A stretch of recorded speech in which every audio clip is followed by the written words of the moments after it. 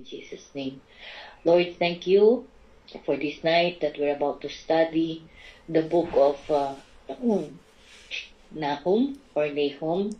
Thank you sa buhay ng aming pastor. Continue to use him as your mighty vessel of your word, of your knowledge and your wisdom. That there be fresh revelation, that we may understand, Lord, and deepen our faith in you, in your word, so that, Panginoon, in times of shaking, we will stay rooted and strong, stand still, Panginoon, in every deception ng kaaway. We can stand still and stand in your truth alone, O God. Maraming salamat for continually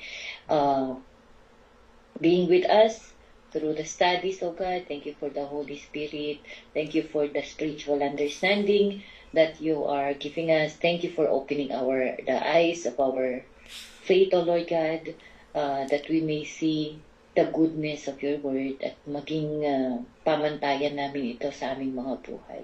Dear Lord, salamat. Samahan mo kami. Lahat kami, Panginoon, magkaroon kami ng active participation at hindi lang kami basta makinig at matuto, not just gaining knowledge, but to apply every knowledge, Panginoon, sa bawat buhay namin upang kami matawag ng mga wise sa mga paningin ng mga tao. At higit lalo, mabigyan pa namin ng glory sa lahat ng aming ginagawa. Indeed, O Lord, salamat at po aming panalangin. In Jesus' name. Amen. Amen. Amen po. Nadidinig niyo po ako? Yeah.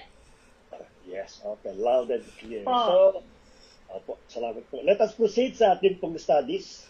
Sa ating pong, nalalapitan po yung pagtatapos po ng Old Testament. No? Few books na lang po ng mga minor prophets, then we completed already the Old Testament. Mag-interject lang po siguro ako ng ibang napaka-maganda at napaka-exciting na lessons before we proceed po doon sa ating pong continuation ng New Testament po yon, para lang po ma-break yung ating pong pag-aaral. So, the next prophet po ng ating pag-aaralan pagkatapos po nung nakaraan po natin pag-aaral ay si Prophet Nahum. Yan pong pinakano po. Napaka-controversial po itong librong ito. I'll give you an insight kung bakit napaka-controversial po ng Book of Nahum.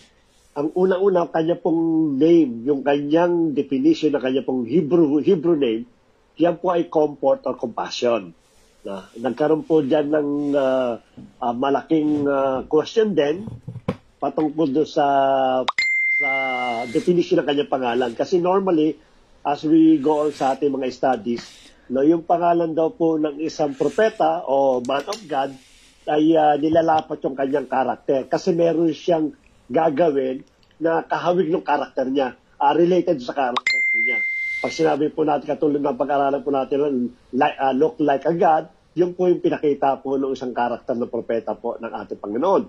Ngayon naman po, ang pangalan po ni Nahum o ang kanya pong Hebrew meaning na pangalan po niya, ito po ay comfort or compassions. At nagkaroon po ito ng problema. Kasi po, unang-una, there are two reasons why they consider the Book of Nahum na almost hindi part po ng Bible. Now, meron pong mga practices ng mga old na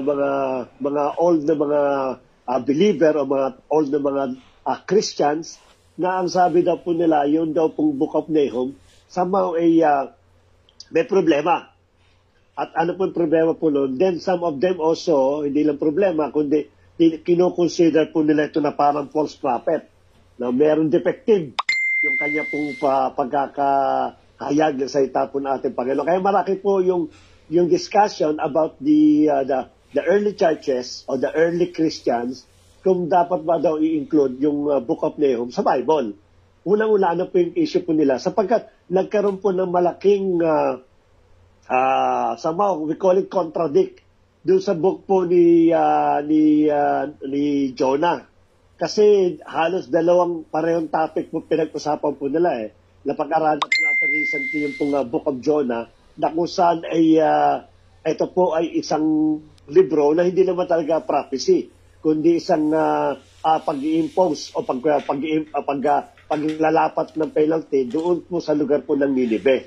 Etong Book of Nahum, may kinalaman din po ito sa Nineveh, na pareho po sila. Kaya nagkaroon po ng discussion The first issue po na nagkaroon po ng pag-agam-agam, yung pong the way na i-deliver ni Prophet Nahum, yung kanya pong prophetic na message against doon po sa pagkaka-give ng character po ng Diyos doon sa Book of Jonah.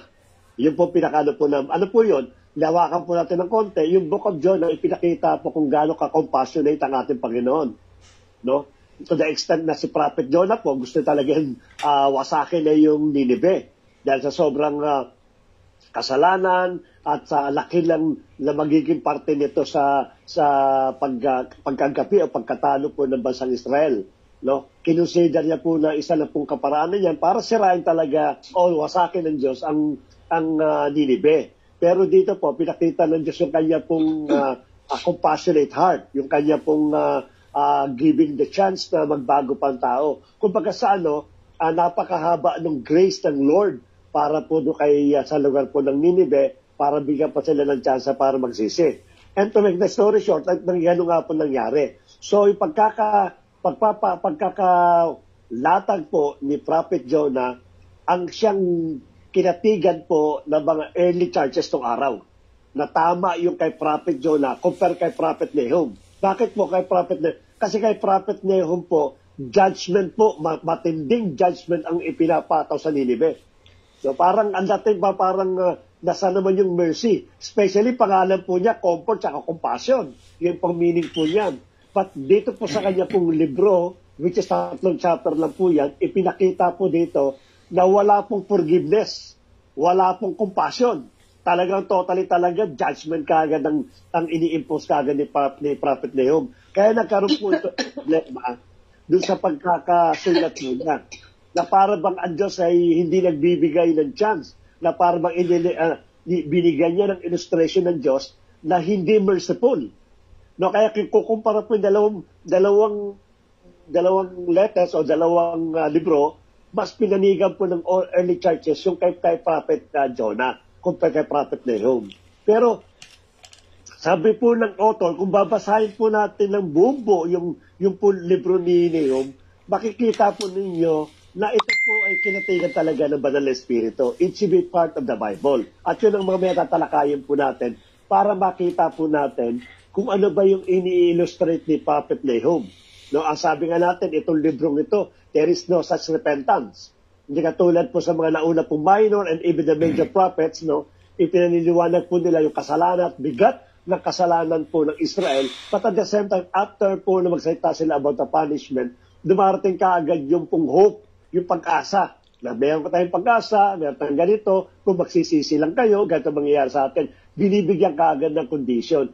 Pero kay Prophet Nahum, wala po. Dire-diretso yan. Lahat yan, puro judgment. Kaya po naiiba po itong librong ito. Pero and yet, sinabi po ng mga Bible theologians na ito daw po ay isang sulat na galing sa Diyos at ipinakita po rito yung pagiging righteous po ng ating pong Panginoon. Yun po ang controversial po nito. Let us proceed kung ano po ang librong ito. At alamin natin, sino ba si Nahum? Sino ba si Prophet Nahum sa Biblia? Siya po ay isang holy prophet holy prophet po siya. Ang pangalan po niya is Console, or sometimes yung compassion, o yung itinatawag natin na parang hope. No, ganun ang pinaka-meaning po niya. Was from the village of Elkos. Ang Elkos po, yung recent, pinaka-latest na name po ng Elkos noong araw po, na hindi po, Galilee na po ito. He lived during the 7th century BC. So nangangahulugan po, century BC, 700 century BC, nauna po dyan si Prophet Jonah. Si Prophet Jonah, 800 BC po siya. Ito, 700 BC. So, meron po itong related na dalawang ito. No? At isa lang po topic na pinag-uusapan po na rito, yung pong lugar po ng Nineveh, but later on kay Prophet Nahum, idinamay na po yung bansang Assyria. Kasi po, ang Nineveh po, it's a capital po ng Assyria. Yung pinag-uusapan natin na sumakop po sa bansang Israel. So, ito po ay 7th century o 700 BC, around 700 BC. The Prophet Nahum prophesies the ruin of the Assyrian city of Nineveh. Yan. No, yun ang kanyang focus. Ang focus niya po rito, yung pong bansang Nineveh, bansang Assyria, specifically yung capital na Nineveh. Bagamat ang topic niya is about the Assyria, Pero the whole chapter po, the chapter 1, chapter 2, chapter 3, ang kinakausap po dyan ni Prophet Nahum ay ang Judah. Sapagkat siya po ay propeta po ng Judah. Hindi po siya propeta po. Yung counterpart niya po sa kabila po, si Prophet Isaiah po noon sa kabila.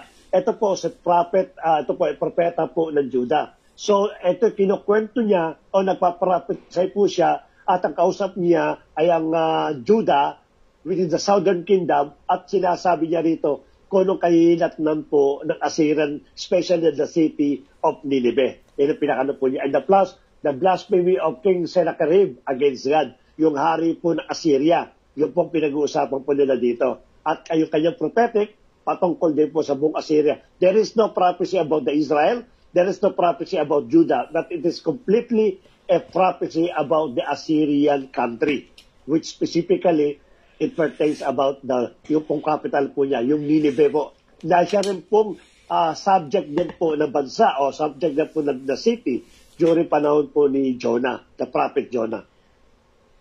The Assyrian king, si Ashurbanipal, died in 632 BC. And over the next 2 decades, this empire began to crumble. Nineveh fell into 612.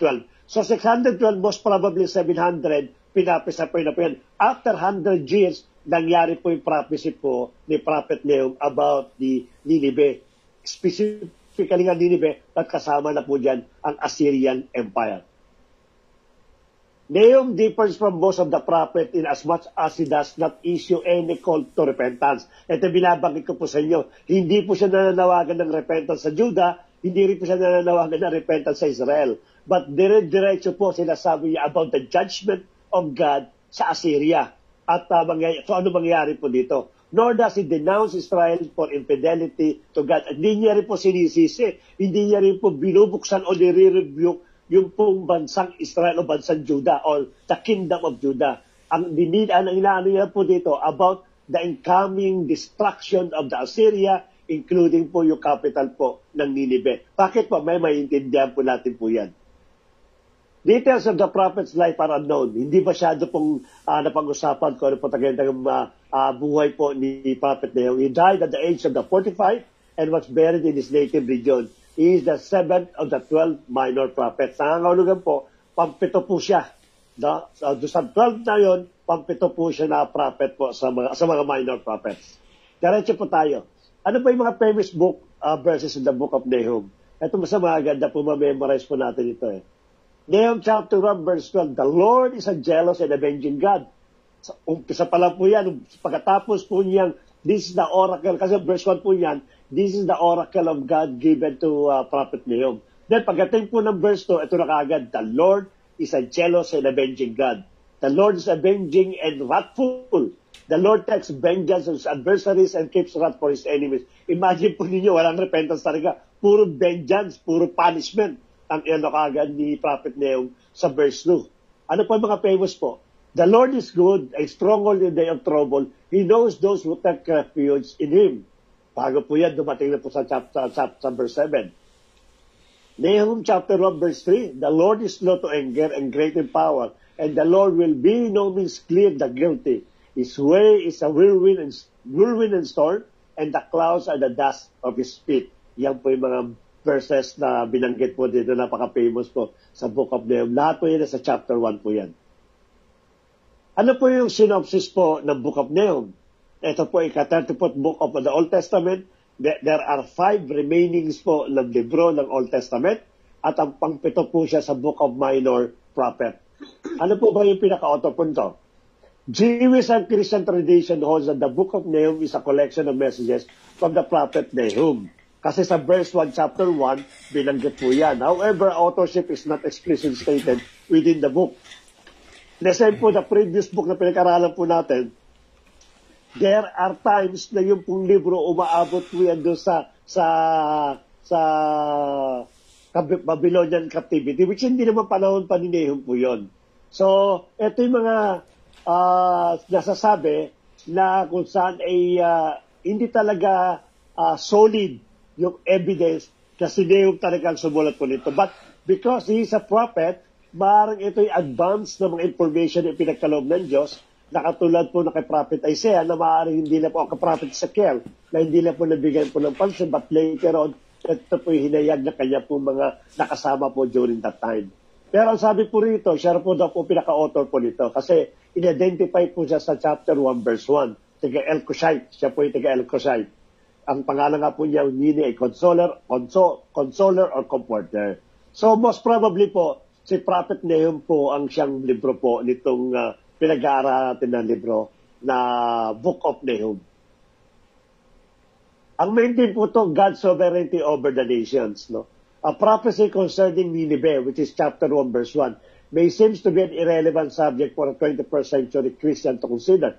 Parang patulad po natin, parang somehow hindi na para siyang applicable. But Nineveh was the capital of Assyria, an aggressive superpower that was a constant threat and danger to God's people. In Nahum's time, Assyria had already overrun the north of Israel. Yung pong northern Israel, yung po sinakop na ng Assyrian. Yung pong half of Judah, unti-unti na po sinasakop ng Assyrian. Nung araw po, ayun po pinakpo nila. Sa panahon po, nung bago po yung prophecy po ni Nahum, nakalagay po dyan. And taken many God's people into exile. They were also a threat and menace to God's peoples in the south, which is yung pong Judah. Aggressive superpowers and the persecution of God's people are part of today's world in which we see echoes of the imperialistic intention of Assyria and Nineveh in the 7th century BC. Nangangahulugan lamang po ito, pinakikita po ng ating Panginoon, bagamat ito yung mga most powerful, no? Super powerful. So, kung pag-aaralan po natin, ito yung katumbas po ng China o kaya ng United States o ng Great Britain o kung ano mga bansang malakas ngayon. But ipinakikita po dito ng ating pong main team na ito that even though these people are very super powerful and yet they are under sa sovereignty ng ating pong Panginoon. Na kontrolado ng Lord ang lahat ng bagay na yan. In fact, sinabi po sa ating pong mga libro na nagdaan, ginamit niya pong Assyria in order to punish the Israel. So nangangahulugan pong God allow Assyria to take over His chosen nation just a punishment ng kanya pong kasalanan. Kinamit po niyan. But in everything na nababasa po natin, God is really in full control over the Israel people, no? the Jew people. At ano po niyan. Basta may nakikita lang po dito na ang ating pong Diyos ay sovereign po over the nation, even including this era. Sa panahon po natin ngayon, ang Diyos po, kontrolado niya ang lahat po ng mga bansa. At bandang huli, sabi ko nga po sa inyo, sa millennial reign, no? Na kung saan hatulan po ng Diyos itong mga taong ito, itong mga bansa na ito, kung sino ang kumampi at sino lumaban po sa bansang Israel. Kaya nga lagi natin sinasabi that our country, the Philippines, nagkaroon po siya ng one-man stand. Sapagkat minsan po, nagkaroon po tayo ng magandang relationship sa Israel noong araw, but because of the so much negative publicity, negative news about the Israel, nagkaroon po ng lamat ang Pilipinas at ang Israel. No, at somehow nagpanik po siya doon sa mga Arab countries at nasira po. Hindi naman nasira, no, hindi lang po naging solido. Pero later on, tatandaan po natin, no, kung sinong bansa po ang siya kumampi sa bansang Israel, siya po tatawagin tupa. At sino pong kumalaban, siya po tatawagin kambing. At lahat po ng ginatulan na maging kambing, parusahan po ng Diyos po yan. Kaya napakalaga po ng ating pong ties, ng ating pong napagkikipag-isa sa bansang Israel. Kaya nga tayo mga Kristiyano, lagi natin binabanggit, diba? Mapalad ang nagbibigay po ng pagpapala sa bansang Israel sapagkat pagpapalain daw po ng Diyos. Aminin man po natin o hindi, ang bansang Israel talaga napaka mapalad yan. Yan po yung apple of the eye ng ating pong Panginoon. No, bagamat patuloy nagkakasala po ito, patandain, ang bansang Israel pa rin po ang sasagipin po ng ating pong Diyos among the many nations dito po sa ating pong mundo. God's judgment, the second theme. It seems clear that Nahum is predicting the fall of Nineveh and the collapse of the superpower Assyria at a time when it must seem highly unlikely. But Nineveh was destroyed exactly as Nahum predicted, and Assyria disappeared as a world power and was never a threat to Israel again. After po yung binaksak po ng Babylon, no, nawalan po ng kapangyarihan, ito pong Assyria as per the prophecy po ni Prophet Nahum na talagang parurusahan pong Assyria po. Kaya God judgment po ang pinaka-second thing. Introduction po tayo. Unlike most of the minor prophets who wrote the people living in Judah and Israel, Nahum was written to the Gentiles of Nineveh. Tulad na sinabi po natin, na lahat po ng prophecy po o lahat ng mga minor prophets po ng ating Panginoon patungkol po sa bansang Israel or either Israel o Judah. Pero ito po, naka-address po ito sa Nineveh. Pero hindi po niya kinakausap ang Nineveh. Ulitin po natin, yung kanya pong letter, yung kanya pong prophecy, yung kanya pong buong chapter po ng Book of Nahum from chapter 1 to chapter 3. Ang pinag-uusapan po ito is a Gentile nation, yung Assyria at yung pong Nineveh. Pero ang sinasabi po niya, kinagkukwento niya rito, yung pong mga taga-Judah. Sinasabi niya kung ano pinasabi po ng ating Panginoon. Why? Kasi alam nila na itong Assyria ito ang siya mga api sa kanila noong darating na panahon. This is the same people to whom God had sent the prophet Jonah. Ito po yan, pareho po yan. Yung Nineveh kay Jonah at yung Nineveh po dito sa kay prophet na yun, pareho po yan. This message come approximately a century after Jonah's message. 100 years na pagkatapos po ni prophet Jonah, nag-message sa Nineveh, nagsisi po ang Nineveh at hindi po inubos sa atin. After 100 years, eto na ngayon si prophet Nahum nagpa-prophesy about the destructions of Nineveh. The repentance did not last long as they are now condemned for their sinful ways. So, nangangulugan po, hindi nagtagal yung kanila pong pagsisisi. Ang maganda kasi question dyan, so you experience already the goodness of God. Itong mga taong ito, itong mga taga Nineveh, I don't know why they never continue yung pong pamumuhay ng meron pong pagkatakot po sa Diyos. Sana hanggang ngayon ay talaga namang natatamasan nila yung biyaya na nagmumula sa ating pong Panginoon. Nahum is a collection of poems announcing the downfall of what Israel's worst oppressors, the ancient empire of Assyria and its capital, Nineveh. The Assyrians arose as one of the world's first great empires, and their expansion into Israel resulted in the total destruction and exile of the northern kingdom and its tribes. Mababasa po natin yan sa 2 Kings chapter 17. Their armies were violent and destructive on a scale that the world had never seen before.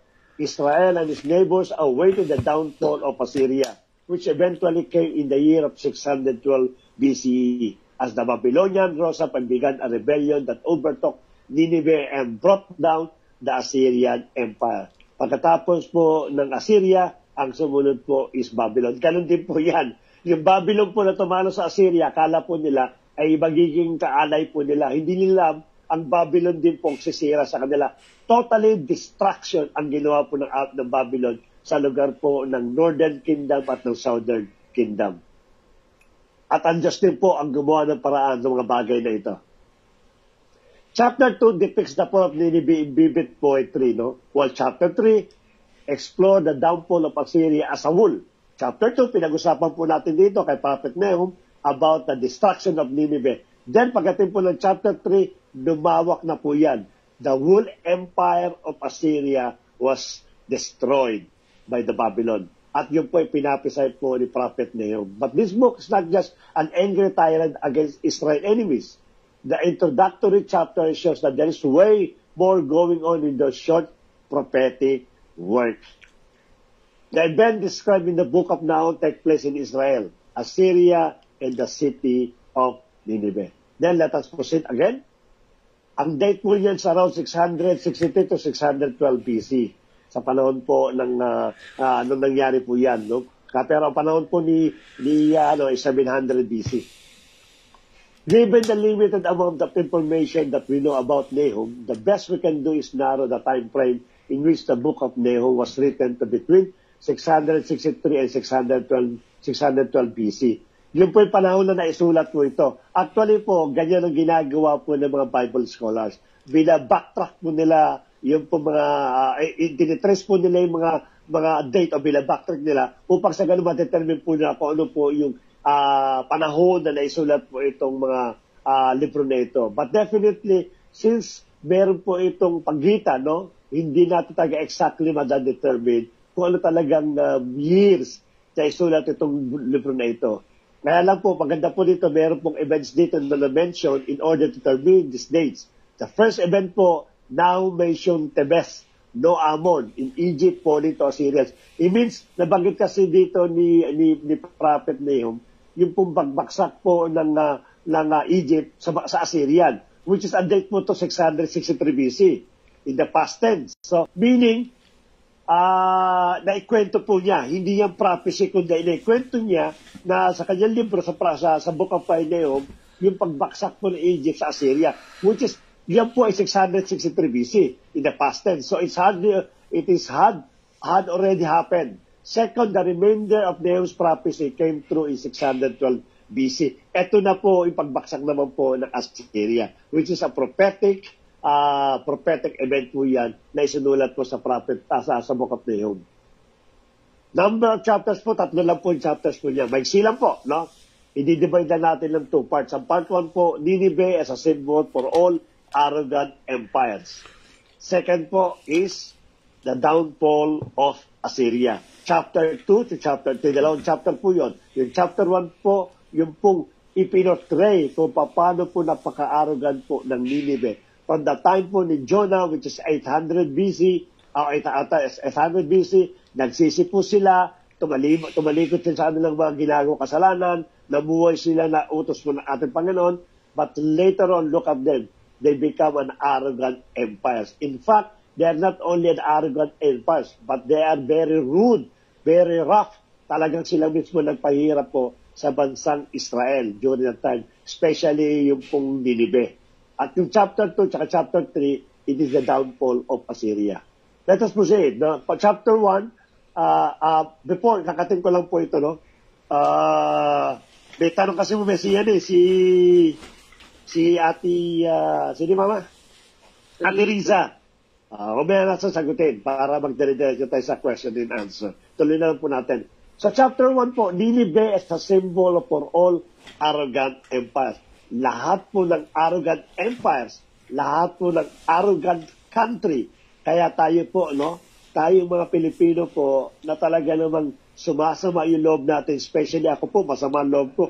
Every time nakakapakinig po ako ng balita kung paano po binubuli ng China ang bansang Pilipinas. Especially nag-aatid po ng mga pagkain niya sa Scarborough Show. Nag-aatid po ng pagkain niya sa mga military at sa no?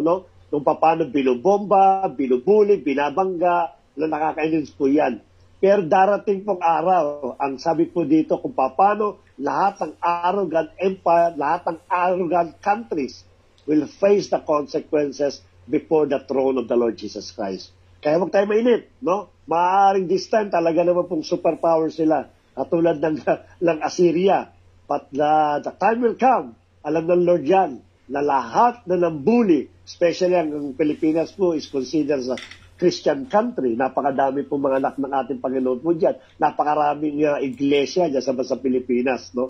Karating po yan na tulad po sa bansang ng ating pong Diyos, itong bansang China po. And definitely, ipapataw po niya ano man yung ginawa na laban doon sa mga Kristiyano na naapektuhan na itong mga pambubuli na ito. Sundan mo natin. The Book of Nahum opens with an incomplete alphabet poem that begins by describing a powerful appearance of God's glory, similar to how the previous book Micah began and how the following book Habakkuk concludes. God, the all-power creator, comes to confront the nation and bring His justice on their evil. Chapter 1, ipinakita po dito that I am a mighty, I am a judge, I am a powerful God na pinakita po kayo at hahatulan ko ang bansang, ay katulad sabi nga nyo, napaka-arrogante. At dito po, hindi po yung mga bansa bilanggit, but rather they specifically mentioned Assyria. Yan po ang siyang hahatulan po ng ating Panginoon dito po sa Book of Nahum. The poems open by quoting the famous line from God's self-description after the Golden Cup incident in Exodus chapter 34, verse 6 to 7. We know already what's happened in the foot of the Mount Sinai. Doon pong gumawa sila ng Golden Cup. The Lord is slow to anger and great in power, and He won't leave evil unpunished. Yung binanggit po sa 34 verse 6 to 7. No, hindi niya yan yung mga evil na country, evil na mga kingdom, evil na mga lugar o mga tao na hindi po maparusahan. Lahat po ay mapaparusahan. The rest, even us, no? It is not only, we are not specifically mentioned about the evil people. No, even our children, most of us, sabi nga ng ating Panginoon, the justice starts at the house of the Lord. No, nakakapakalaga po yan. Hindi tayo exempted po dyan. There is no such exemption when we talk about the holiness and righteousness of God.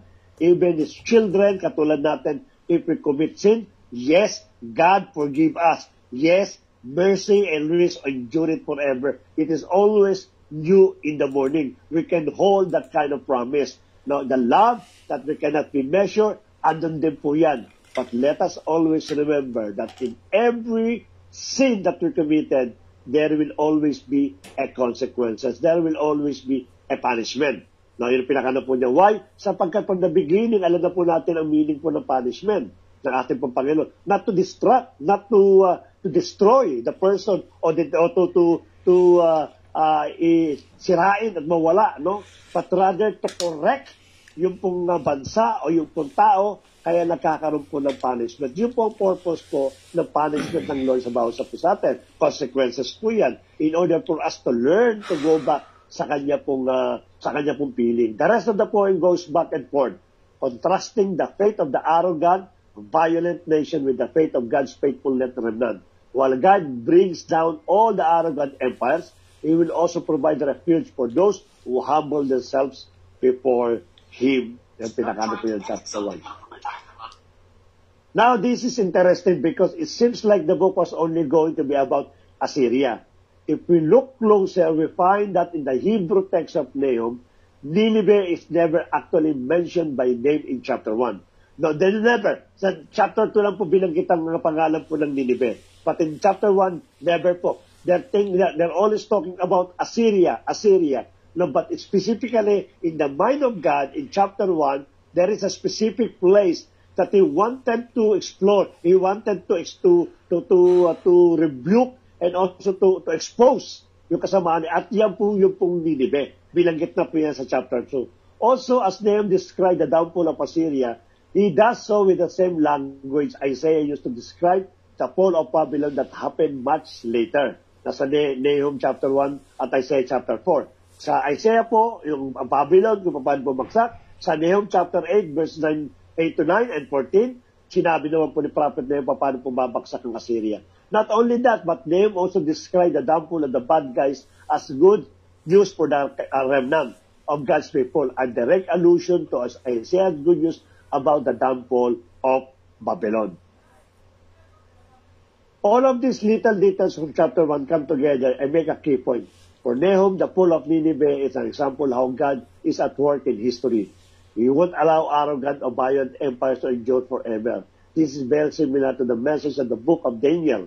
Assyria stands in a long line of violent empires throughout history, and Nineveh's fate in a memorial to God's commitment to bring down the arrogant in every age. Katulad din sa panahon natin ito, no, God will not allow those arrogant countries unpunished. Now, they will not, or God also will not allow to continue these arrogant countries to prosper. Darating ang panahon po niya, sabi ko sa inyo, there will be a final battle na kung saan is wawasakin po ng Lord yung lahat ng mga arrogant countries. Yung mga countries na almost they don't believe in our Lord Jesus Christ. Yung mga kumampi po, yung mga sumama sa mga antichrist, yan po lahat po yan iparurusahan po ng ating Panginoon. It will not continue. Now, for the while, maaaring ito ay magpa-prosper, but it will not continue. It will stop along the way. We don't know kung kailan, but definitely, the only thing that we can sure, hindi po yan magpa-prosper continually. Sapagkat tutuldukan po ng panahon niya pagdating po ng araw. Parang Assyria, no? This Assyrian Empire, they become famous because also of our God. Kinamit din sila in order to punish the Israel. Now, kung tutuusin po, walang dapat ay pagmalaki itong Assyria na ito. But in one of the minor prophets, I think, nagmalaki itong mga taong ito, iba? They are like the sky, and parang hindi na kayang abutin, no? But look at how God really destroyed this empire. Ganun po ang gagawin po dito sa chapter 1. Sa part po yung the downfall of Assyria, ito bilanggit na po yung pong Nineveh, no? With the perspective in mind, the book continues by putting its focus back on Assyria. Chapter 2 describes the battle at Nineveh and the overthrow of the city in progressive stages. Sinabi po yan kung paano po babaksak, no? Hindi na natin i-itemize kasi nga, we are lack of time. We see the front line of Babylonian soldiers, the charge of the chariots, the chaos of the city walls, as the city breached, the slaughter of Nineveh's people, and finally, the plundering of the city. Babylon naman pong ginamit po ng Diyos in order to implement yung kanya pong justice sa Assyrian Empire. Sa chapter 3 describes the results of the city's downfall by the empire as a whole. Nahum announces a woe upon the city, whose king built in with the blood of the innocent, an image of how injustice was built into the very system that made the nation successful. Their violence has sown the seeds of their own destruction, and to Assyria will fall before Babylon. Yung pong ginawa po nila. Alam niyo po, ang Assyria po, napakalupit din po niyan. Isa sa pinakamalupit na, if you try to read the history po ng Assyria, hindi lang po sa bansang Israel, but even those neighboring country na sinakop po nila, they are very, very, violent people. Talagang napakasama at talagang horrific yung ginagawa nilang parusa sa lahat ng taong na nako-conquer nila dun sa bansa na yun. Kaya nga when they fall, they're thinking that those countries are supposed to be, na they become an ally, hindi po sila tinulungan. No? In fact, they are praising the Babylonian Empire nung kanila po kinonquer ng Assyria. Out of their anger, out of their frustration, out of their emotional stress, talaga naman po tuwan-tuwa sila while watching Babylon destroy the empire of the Assyria. Kaya po kasama itong mga tao ito. Lahat po yan diniscuss mo in detail in chapter 2 and chapter 3. The book concludes with a taunt against the fallen king of Assyria. Ito po yung pinakaano po niya, no? Ini-strike po ng fatal wound. Sinisibat mo yan, pinapatay, talaga napakabrutal. Nangyari po sa king of Assyria. No one from any of the nation he has oppressed offers help. Ito sinabanggit ito sa inyo. Instead, they celebrate his demise, and that's where the book ends describing the Grimm party. Talaga naman pong walang tumulong sa kanila. Next po tayo. Nahum is a gloomy book, but it's important to see how Nahum's message address the tragic and perpetual cycles of human violence, oppression, and suffering. Human history is filled with the tribes and nations elevating themselves and using violence to take what they want, always resulting in a massive loss of innocent lives. The book of Nahum, using Assyria and Babylon as an example, says that God is grieved and cares about the death of the innocent, and that his goodness and injustice compels to him to orchestrate the downfall of oppressive nations, including po ang Babylon, no? Alam naman po natin yan, the Babylon was destroyed by the Greek Empire, yung pong panahon po ni Alexander the Great. God's judgment of evil is so good, it's good news, unless, of course, you happen to be an Assyrian. No, hindi ka nga naman ng good news yan. This brings us all the way back to the conclusion of the first poem. The Lord is good, a refuge in the day of distress. He cares for those who take refuge in Him, which is in Nahum chapter 1 verse 7. The book invites every reader to humble themselves before God's justice and trust that in His time, He will comfort the oppressor of every time and place. He will put His judgment on time for those countries that really ginamit nilapastangan o sinira ang bansang Israel. Ano po ba yung moral lesson nito? Ang moral lesson po ito, God is sovereign, which is sa Nahum chapter 1 verse 14. Hindi po magbabago po yan. God is sovereign, even those foreign countries. God is sovereign. Nahum underscores God's sovereignty over nations and individuals. The Lord God will be the one to annihilate Nineveh, and He alone will restore the splendor of Jacob. Kasi nabanggit din po dyan, sa chapter 1 yung pagre-restore po ni Jacob, which is represent po ng Israel. Si Jacob kasi Israel ang pangalan po niya. Restoration po ng bansang Israel. Binanggit din po yan. So God is sovereign. It might seem na parang hindi kontrolado ng Diyos sa lahat ng bagay, but let us always believe, no, it will not change the facts that God is sovereign in every individual and every nation or over all nations dito po sa mundong ito. Nahum prophesy encourage Christians today to trust in God's ultimate control and His ability to bring down the powers of the evil. Even in the face of discouraging circumstances, believers can find hope and confidence in God's sovereign reign. Now, ito po yung lagi namin binablog ni Pastora that alam nyo, maaaring most of the time o maaaring sometimes that we are facing difficulty as if there is no God. No? As if alam natin may Diyos pero parang napakalayo niya sa atin. As if that God is not in full control in every situation that we are experiencing, especially mga bad experience po natin. Or maaaring naiisip po natin that God already leave us. Katulad nangyari po sa bansang Israel, no? During the time of the Babylonian captivity, they're thinking that God is really very, very far from them. They left already. Iniwanan sila ng ating Panginoon. But the reality, God is really sovereign, no? He controls everything. Kinokontrol po niya. There are some situations na because of the sin of the people, because of the consequences, ito po nangyayari po ito. But let us remember, at the end of all these things, maaaring naligaw po tayo, maaaring meron tayong path, God given to us a straight path, going to the kingdom, maaaring napunta ka ng kaliwa, nagkida-kida ka, o nagkida ka ng kanan, but definitely, gagawa ang paraan, i-align ka uli ng Lord, going back again, doon sa path na iniprepare niya sa iyo. Ganito po yung pagiging sovereign po ng ating Panginoon. Na dumanas man ng paghihirap ng Israel, dumanas man ng destruction ng Israel, patadain, i-align po ng Diyos yung pong linya na kung saan dapat nakalagay po ang bansang Israel. Ganun din po ang gagawin sa bawat sa puso natin. Let us continually trust to the sovereignty ng ating pong Diyos sa ating pong mga buhay. Sabi nga ni Apostle Paul sa Romans chapter 13 verse 1, no, there is no authority except that which has God established. The authorities that exist has been established by God. Ang Panginoon ang siya po nagbibigay po yan. Sabi nga lagi ni Kuya Manny, no, hindi mo natin gustong presidente ng sa Pilipinas, let us remember it is God established the authority of that president in our country. So let us respect that kind of authority. Sapagkat alam ng Lord na kung ito ay masama, darating po yung panahon ng kanya pong pagwawakas. And God will also, impose yung kanya pong judgment doon sa mga taong ito. But let us always respect sino mga authority. Kahit sa bansang Saudi Arabia, no? People, those people that they don't believe God, let us always respect those in authority. Sapagkat yun po ang pagkakadesign po ng bawat sa atin. Number 1 moral lesson, God is sovereign.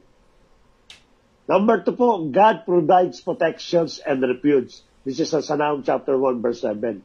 As Nahum unfolds God's devastating plans for Nineveh, he is not to assure Judah God is on their side and will comfort them. The same almighty power that brings judgment on Assyria will provide a refuge and strongholds in Judah's time of trouble. God both saves and destroys. Those who reject and resist God have every reason to live in terror of Him. But those who believe in and trust Him live in the security of His protection and love. Tama nga naman yan, sabi nga natin, ba? Choose now. Choose life or death. Nasa atin po yan eh. Mamimili po tayo. It is not we should not ask God, Lord, bakit nangyari? No. You should choose kung ano bang gusto natin. At ito po nangyari po na ito is a matter of nagbibigay po ng protection sa mga taong pong nagtiwala sa atin pong Panginoon. Let us always put trust and confidence to our God sapagkat siya po nagbibigay protection. Magkakaroon ka ng problema while trusting God. Of course, it will happen. Magkakaroon ka rin ng mga financial difficulties when you are completely trusting God. Mangyayari po yan. But the moment that you give up your trust and confidence sa ating Panginoon because of that situation, that's it. Nawala na po ng kakayahan ng ating Panginoon na ligtas po tayo o iligtas po tayo. It is our refuge and protection yung pong presence po ng ating Panginoon. Dumating man tayo sa ganun pong bagay, let us always keep to the presence of God. At makikita po ninyo sooner or later yung protection at yung refuge niya mararanasan po ng bawat isa po sa atin. Regardless of our outward circumstances, God cares. Today, we can find comfort and strength knowing the Lord is our protector, and we can seek refuge in Him during difficult times. Alam niyo po sa Bible, before we go with number 3, meron pong tawagin na lugar na refuge. No? Sa panahon po kasi ng Israel, may mga batas na lumalabas siya. Pagkatao po ay nakapatay po siya accidentally or ang tawag doon, self-defense. No? Because maybe the person is trying to harm him o gagawin siya ng masama, ang ginawa niya is nag-self-defense siya. It so happened during the self-defense, napatay niya yung tao. So, sa panahon kasi ng ating Panginoon, yung pong sabi nila dugo, blood should be paid by blood. Parang ganon. No? Yung with Tagalog nun eh. Dugo sa dugo, laman sa laman. Matulungan mo ako doon. Ano ba yung sinasabi sa Tagalog? Dugo sa dugo. Yung pag nakapatay ka, dugo din ang dapat bayaran. Parang ganon.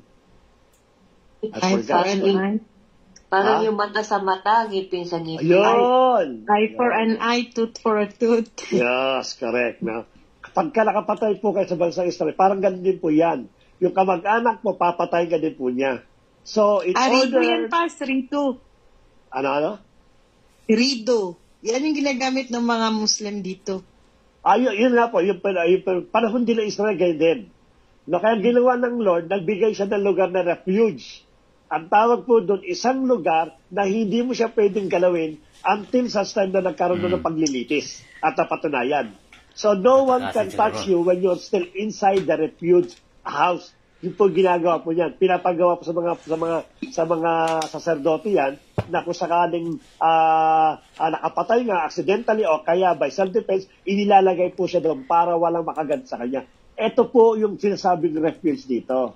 When you are in deep trouble, let us always seek the protection of God, yung refuge, so that no one can harm you. Kasi the moment na naghihirap ka na nga, lalabas ka pa sa protection ng ating Panginoon, lalo ka talaga papapakin ng kaaway niyan. Diba? Pero when you go inside the refuge, the house of God, no, hindi ka pwedeng galawin until such time na makarecover ka doon sa nangyari sa iyo. The only thing that you can recover while you are inside the refuge, yun po yung sinasabi po to, yung God's provide protection and refuge. Sunod po tayo. The Apostle Paul remind us, the Lord is faithful and He will strengthen you and protect you from the evil one, which is Thessalonians chapter 3, verse 3. Pangatlo po, God is righteous and judge. Ito, pinakita na po ito sa Nahum chapter 1, verse 3. Lang paano po inimpose po ng Diyos yung kanya pong punishment or yung kanya pong judgment. God doesn't want people to fail. He gives them opportunity to repent and enter heaven. However, if they persist in sin, punishments awaits them. No? At hindi lang po punishment yun, special for us, sa mga Kristiyano po natin. No? The moment that you sin, no, magkakaroon ka muna ng gravity sa sarili mo. No, at yan po ay mga personal experience po natin. Na sometimes, dumarating ka sa punto, you are condemning yourself. No, even though alam po ng Bible, alam na po natin yung Bible verse that there is no self-condemnation. There is no condemnation in Christ Jesus, but we still condemn ourselves. Sinisisi natin yung sarili natin sa mga pagkakasala. Yun muna yung first step na magagawa po natin. Then later on, lalalim yan until such time na yung sin ang siya na maghari sa bawat sa sa atin. Now, huwag natin gayagan po yun, no? Sapagkat there will be always a punishment. Magkakaroon po tayo ng problema. Si David po nagkaroon po siya ng problema. He mentioned, restore unto me the joy of my salvation. Kasi po, every Christian that committed sin na willfully, yung pong joy at salvation na mabawasan po yan.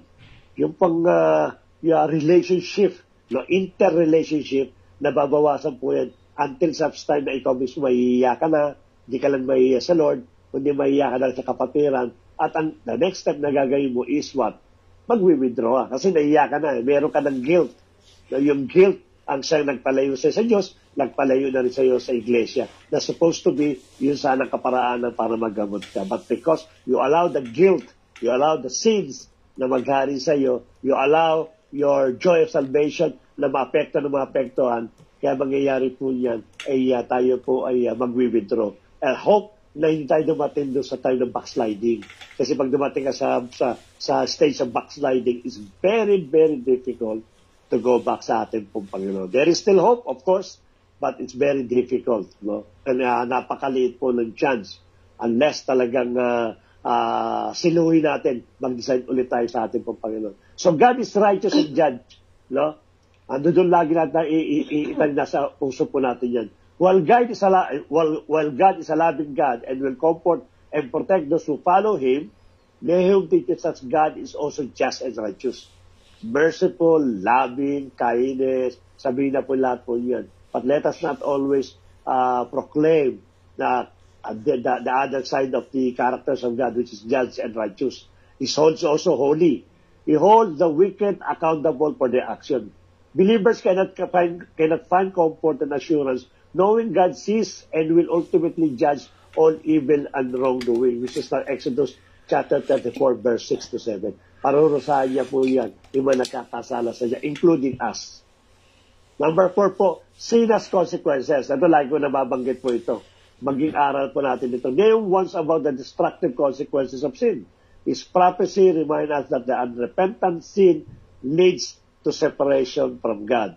God is holy, and He is jealous for His holy scripture. He exhibits a righteous indignation against all who defy His authority and disobey His word. Again, sin has consequences. Meron po kami. The annihilation of Nineveh, it is a foreshadowing of the ultimate consequences of those who oppose God. In Revelation chapter 2, verse 20, verse 11 to 15, bilanggit po dyan, no, na kung paano po na yung mga consequences na kasalanan po natin sa Revelation.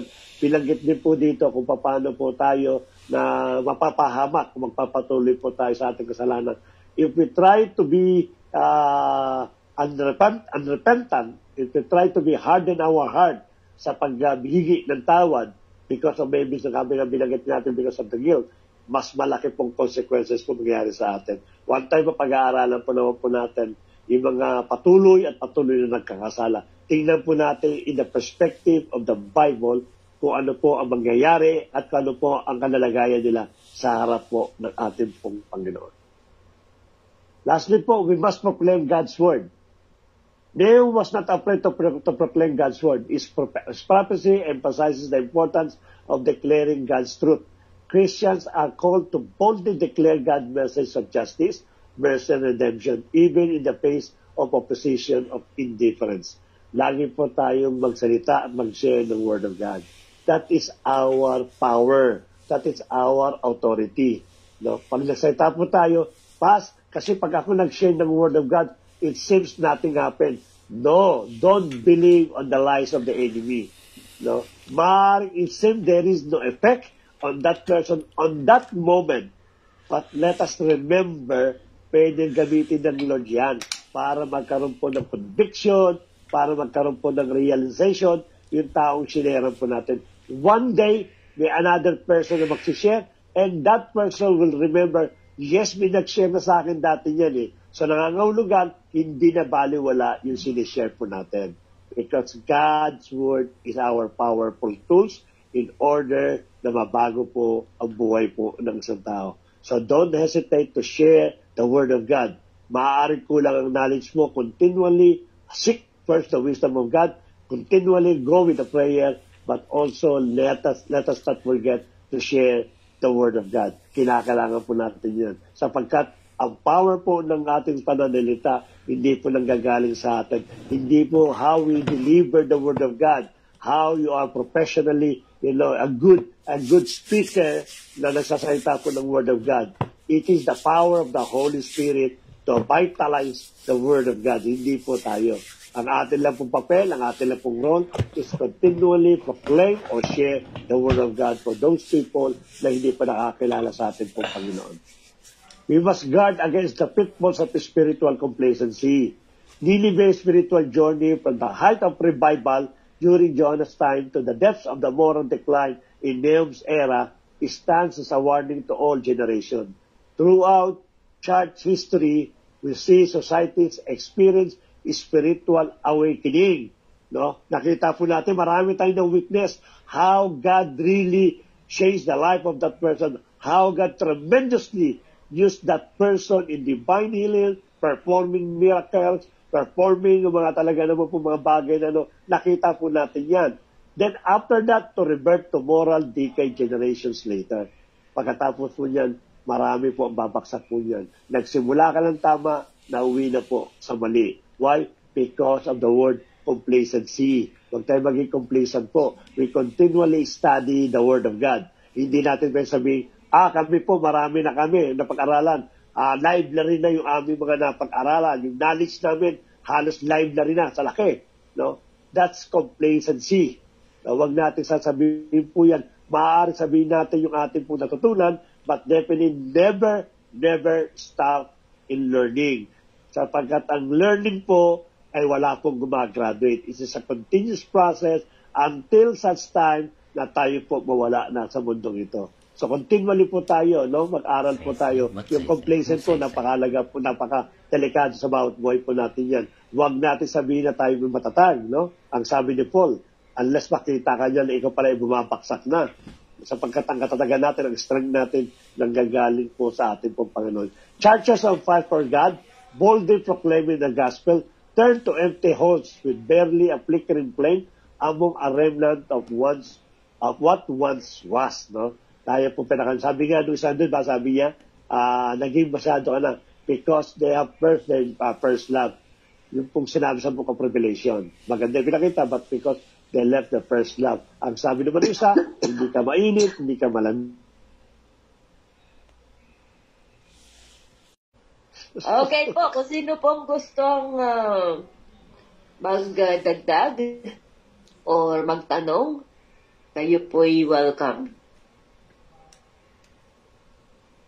O kung ano man yung nag-strike na mga words sa inyo na pwede nyo pong ma-share.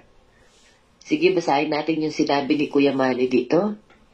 Kaya daw lagi niya pinagpa-pray ang bansang Israel.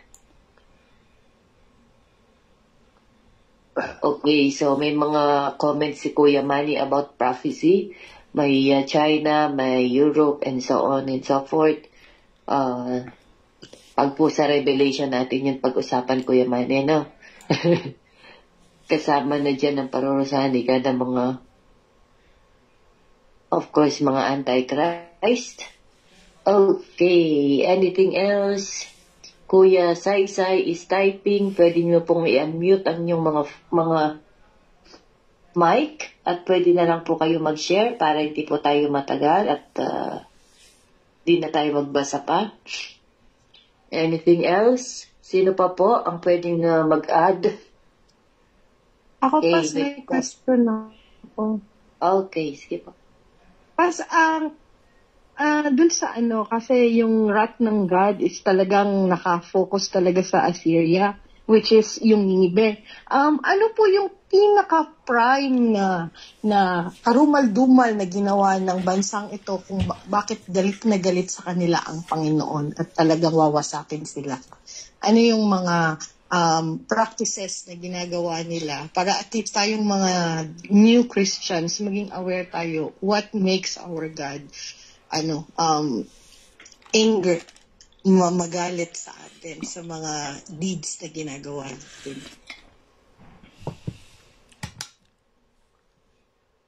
Okay. Ang tanong ni Ate Rona, nung pinag-aralan ko po kasi yung Jonah, yung kasing lugar ng Nineveh ay napaka-mayaman din na bansa at meron din silang tubig. So, yung barter, yung doon din, yung kalakal ay mataas din doon. At doon din ay no mercy. Kapag ka nagkasala ka, pugot-ulo ng pugot-ulo. Kaya yun daw pong lugar ng Nineveh ay amoy dugo kung pupunta ka doon. Kasi ganun sila, wala silang mercy. Mabilis silang magpataw ng judgment. At sabi nga nila, maiyahalin tulad din daw po yung Nineveh sa kasalanan ng Sodom at Gomorrah. So kung makikita natin dito, ang number one naman talaga pinakagalit ng Panginoon ay yung idolatry talaga. Yung pagsamba sa ibang mga Diyos.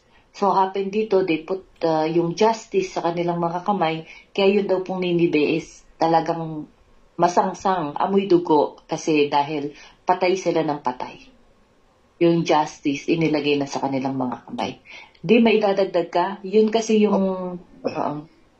Opo, at katulad ng ating po nabanggit, sabi ko po sa inyo, hindi siya na detalye dito sa ating pag-aaral. But aside of course, dun sa, alam naman natin, no, sila ay mga Gentiles. Talaga nagpa-practice talaga sila ng idolatry, nagpa-practice sila ng mga, alam niyo na, mga adultery, lahat ng mga bagay na ito. But kung titingnan po natin, na the same thing happen sa iba pang mga bansa. Ganun din naman Normally, pagka-Gentiles, naman na taga-normal na practice po nila.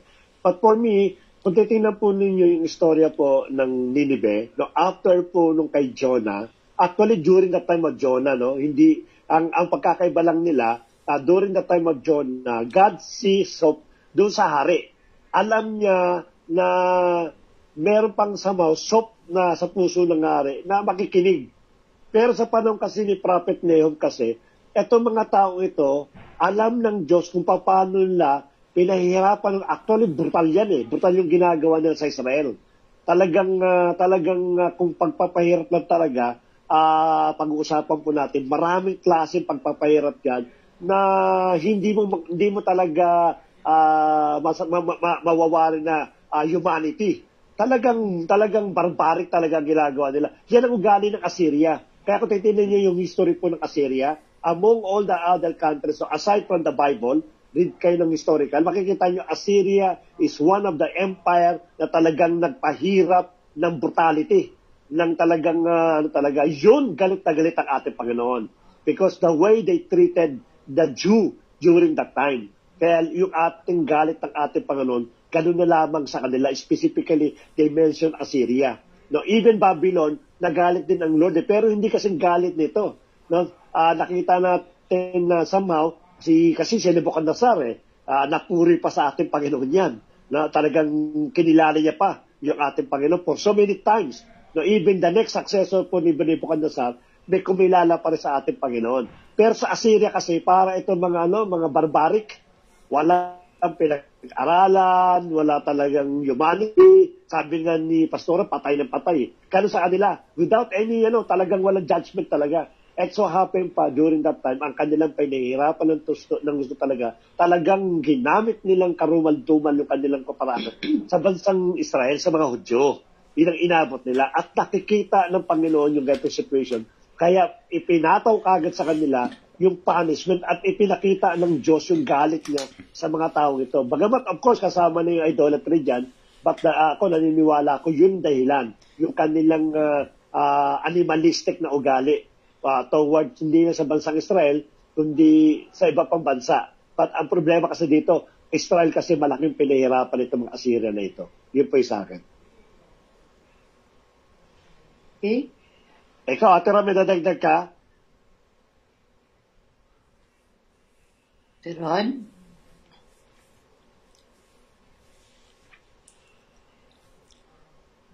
Wala na po, Pas. Okay.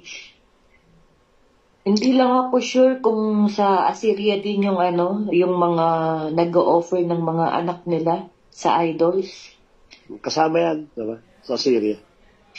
Okay, so anything else? Makikita po natin dito that our God is really, maganda yun, no? Yung, kasi makikita natin yung lahat ng mga batas ng lahat ng mga bansa ay nakapattern sa Old Testament. Parang tayo ngayon, di ba, may paglilitis muna bago yung judgment talaga ng tao. Kung siya ba ay, dati meron tayong mga death penalty, di ba? Ngayon, hindi na, mga life sentence na lang. So, hindi mo pwedeng galawin yung tao hanggat siya ay na-identify or na-acquit na siya guilty. Parang doon din galing yung mga batas na kapag napatunayan na, napatay mo siya because of self-defense, then magbabayad ka lang ng blood money. Magbabayad ka. Pero pag napatunayan na napatay mo siya, hindi dahil sa self-defense, papatayin ka din. So, yun yung po yung eye for an eye, tooth for a tooth. At, syempre, yung mga tao, pagka, di ba, bugso ng damdamin, napatay mo yung kapatid ko, ang tendency is gaganti. Kaya napakagandang nag-set talaga ang Lord ng kanyang place of refuge. Kaya matatawag din natin ang ating Panginoon as our refuge and strong tower. Siya din ay tinatawag na God of shelter. Okay? Sige, meron pa po ba? Siguro, Daddy, habang may nag-iisip sila ng mga tanong.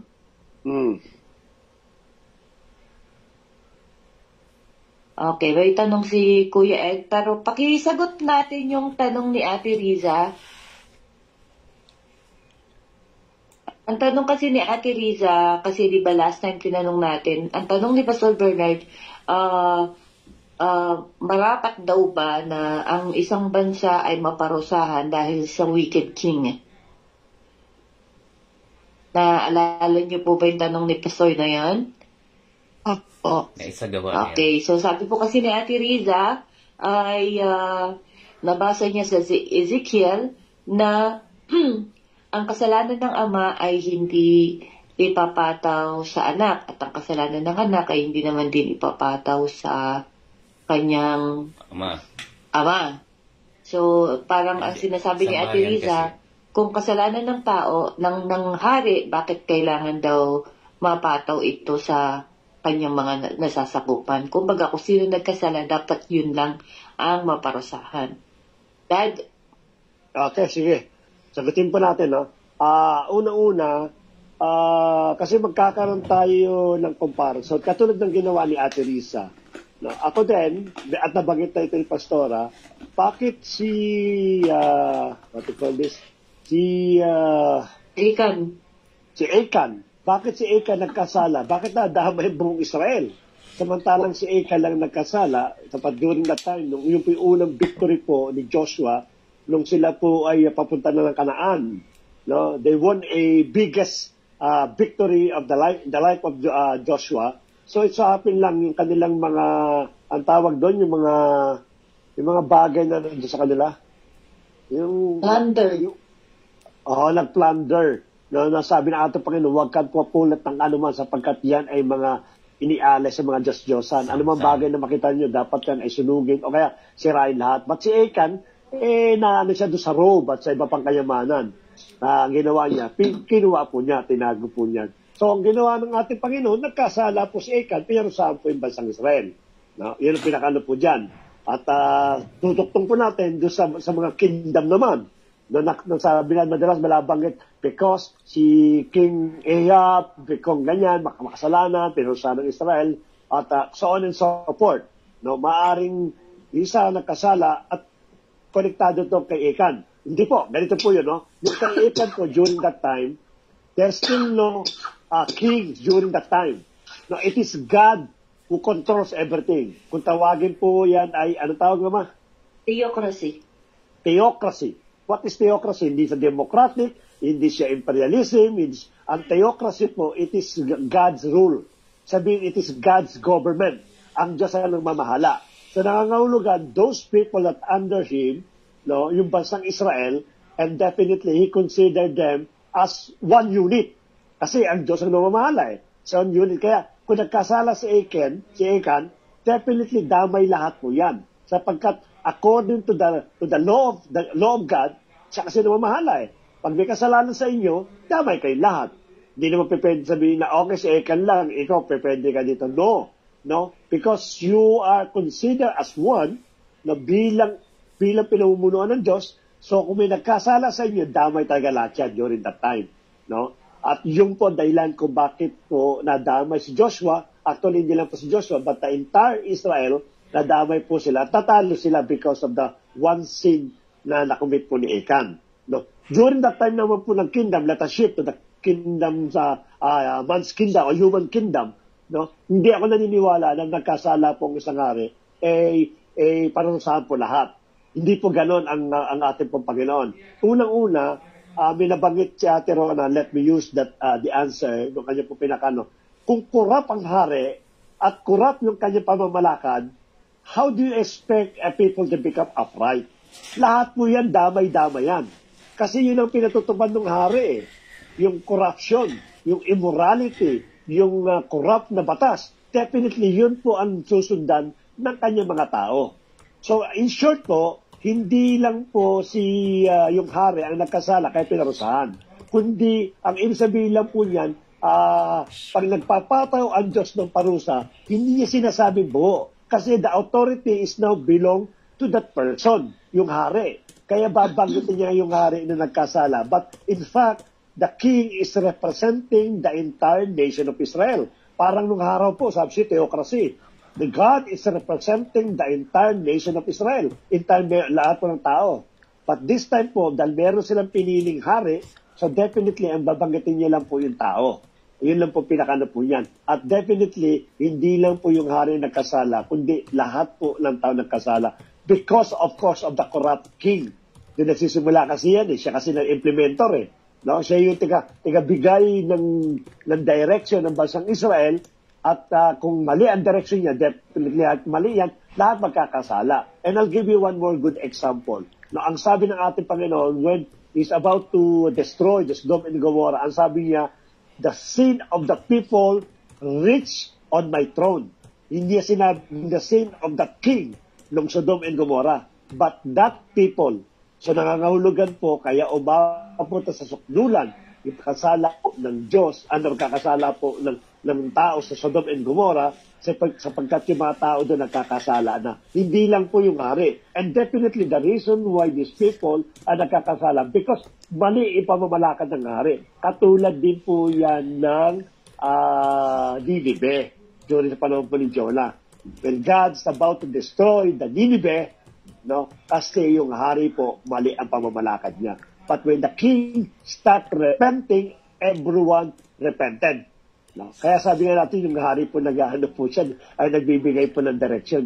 But definitely the punishment is not because of the nagkasala yung pong isang hari, parurusahan na po lahat. Hindi po yun. Nadadamay na po yan, at ang mercy ng Lord, mahaba yan Pag nakita niya lang yung tao talaga, ay wala nang pagmamahal, napastaran na talagang completely corrupted kanilang mga karakter. That's the time na ini-impose po ng Diyos yung kanya pong punishment. So God is looking for the entire nation, not only for the king. But when the punishment implemented, babanggitin niya po dyan kung sino po yung namamahala pong hari. Yun ang ano po doon. Okay, so Ate Riza, alam ko nanonood sa Ate Riza, hopefully ay nasagot. Dagdag ko din po tayo bilang mga magkakapatiran sa iglesia. We are brother's keeper. Parang hindi tayo katulad ni Abel at saka ni Cain. Nung tinanong si Cain, nasa ng kapatid mo? Sabi niya, bakit? Sabi niya, tagatago ba ako ng kapatid ko? Am I a brother's keeper? So, kung tutusin, dapat talaga brother's keeper tayo. Pag nakikita natin nagkakamali ang kapatid natin, kailangan nating masaway.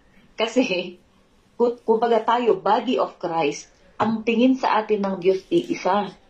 So, we are one, So, kung ano man ang magiging kasalanan ng isa na yon, ay madadamay po ang lahat ng buong body ng church. Kaya po, ang tatay ko, ganito, yun yung yan yung patakaran niya po sa amin, magkakapatid. Talagang magbabantayan kami kasi pagka nagkasala yung isang kapatid ko na huli niya may kasalanan, lahat po kami palo.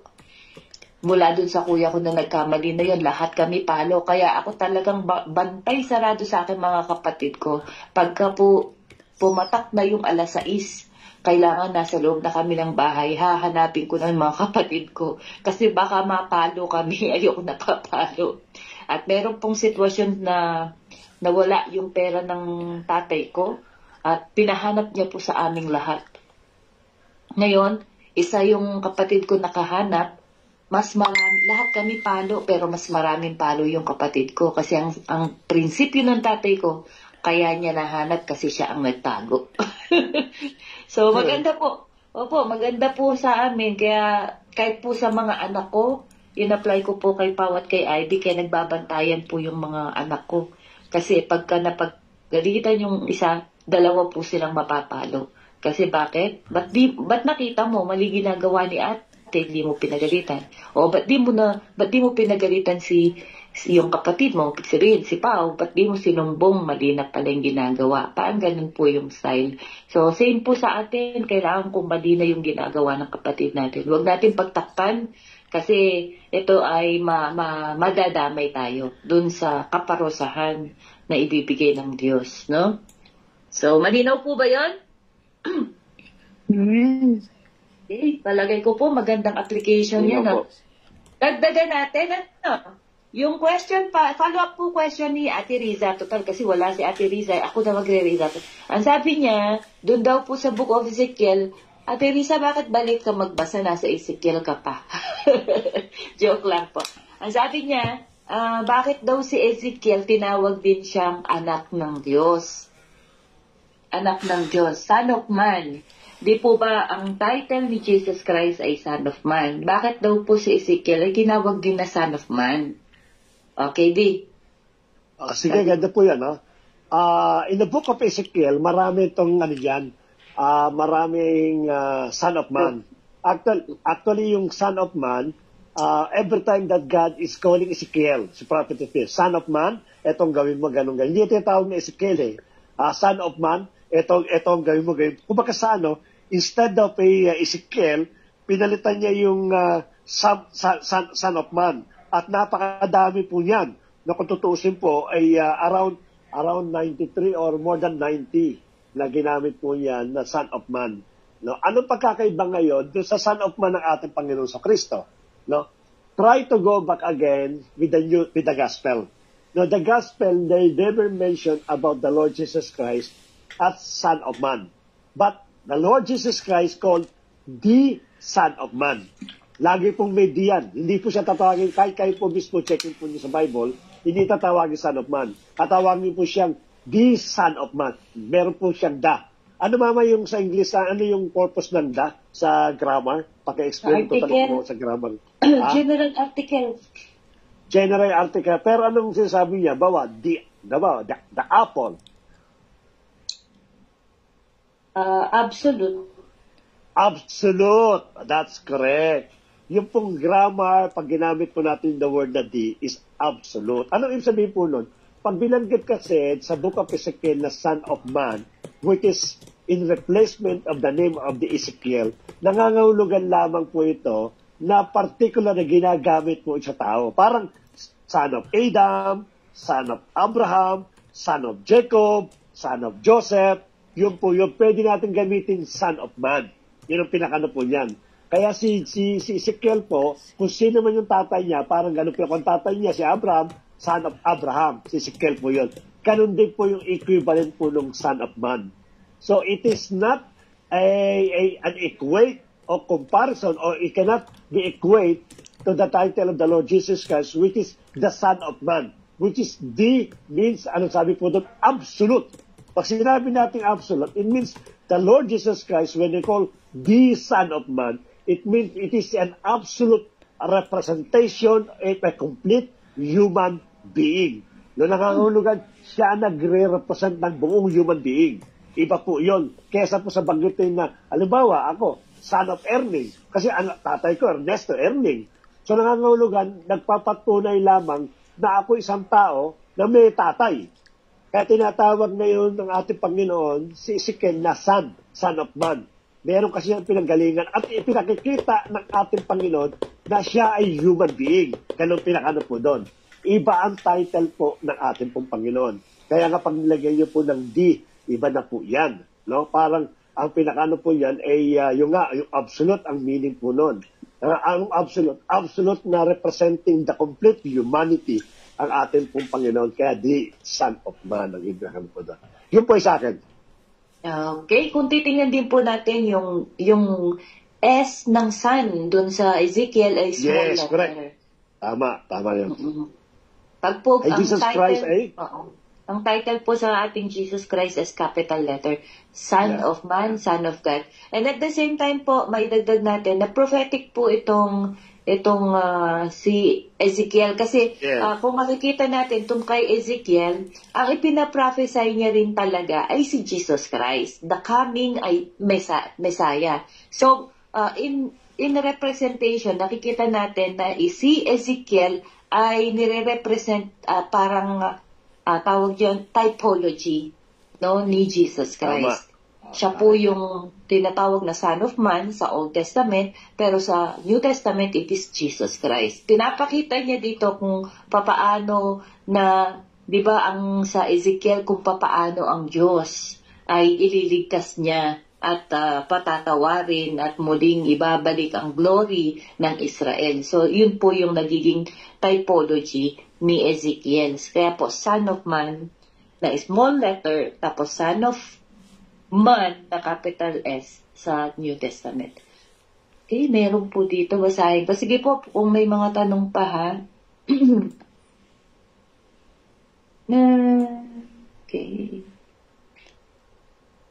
Daddy, may tanong dito si Kuya Ed, bakit daw mahal na mahal ng Diyos ang Israel kahit na at pala masyadong mapabor ang Diyos sa Israel? Ate Rona? The same question last time. Because of the covenant of Abraham and God the Father. Yeah. Okay. Iba-iba si Kuya Ed ng question pero same answer. Okay. Covenant po yan. Hindi per se yung Israel, kundi yung pangako sa ninuno kay Abraham. Nila Isaac. Covenant kay actually maraming covenant ng Panginoon, di ba? Nagkaroon siya ng covenant kay Abraham, Noah. nagkaroon ng covenant kay Isaac, kay Jacob, at siyempre kay Noah, meron din kay David, at siyempre ang pinaka-covenant niya para sa magiging church. Okay, yung pong mga taong tatanggap sa kanya. A new covenant, yun po na tayo nakapasok bilang iglesia ay nasa loob na tayo ng new covenant ng ating Panginoon. Okay, sabi ni Ate Rona May, Nahum 3:4, sins of Nineveh, for all because of the wonton? Bakit may wonton noodles dito? Last of a prostitute alluring the mistress of sorceries whose enslaved nations by her prostitution and peoples by her witchcraft. Kasama po yan. Tama po yan. Lahat po yan. Okay? Tama kasama din. Yan yung explanation nung mas worse pa na explanation na sin of Nineveh sa Bible na nakita ko. Ang sabi dito, whoredom.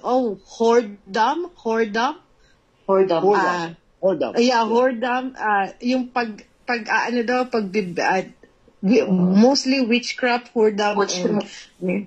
witchcraft and sorceries. Witchcrafting. Yun yung, sabi nung kasalanan. Sabi ko, ba't galit na galit ang wrath? Bakit ipinataw talaga yung wrath of God sa kanila? Yun pala yung mga kasalanan na aside sa pagiging pagtutorture ng tao.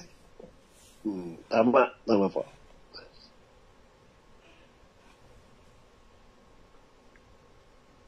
Okay. Teka lang po ha.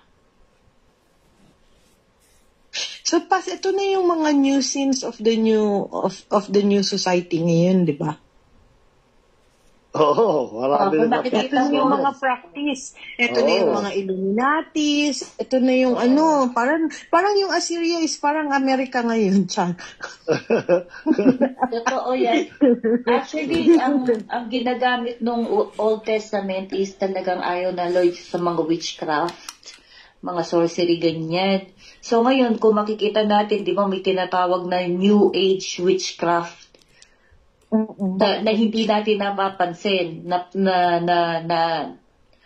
gagamit sa mga social media, sa mga movies, sa mga music industry, yung mga symbolic na yung subliminal meaning na akala natin dumaan lang sa mata natin, pero pala ito'y nagkakaroon ng effect sa atin spiritually din. Kasi ito'y mga symbols ng mga mga pagans or mga pagsamba sa mga, alam nyo na, no? Katulad yung mga movies ngayon, gustong-gusto natin yung mga magic, yung mga witchcraft, mga Harry Potter, Warcraft. yung mga Warcraft, yung mga Dungeons and ano ba yan? Dragons. Ayan, yan po yung mga yon, ha.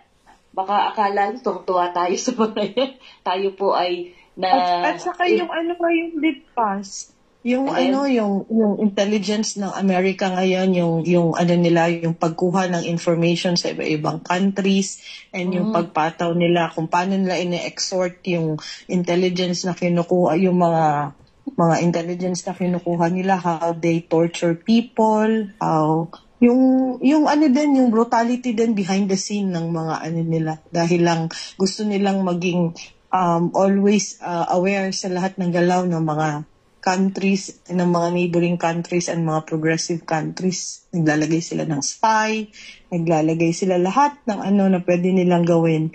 Yun din yung isa sa mga mga naging kasalanan din ng Assyria. Kasi hindi ka naman talaga din magiging progressive kung hindi ka rin din naman gagawa ng mga ganun. Kasi nga, nagiging self-aware sila sa lahat nangyayari within the neighbor countries. Kaya, ang ginagawa din nila, gumagawa sila ng mga ganyan, mga karumal-dumal na activities.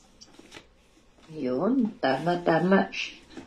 Okay, so dagdagan natin yung pong sabi sa 1 Samuel 15:23, for rebellion is the sin of witchcraft. So kung yung 'di ba, ang unang kasalanan naman ay rebellion, yung hindi pag-rebellion kasi hindi ka sumunod sa utos, nilabag mo yung utos, rebellion yun.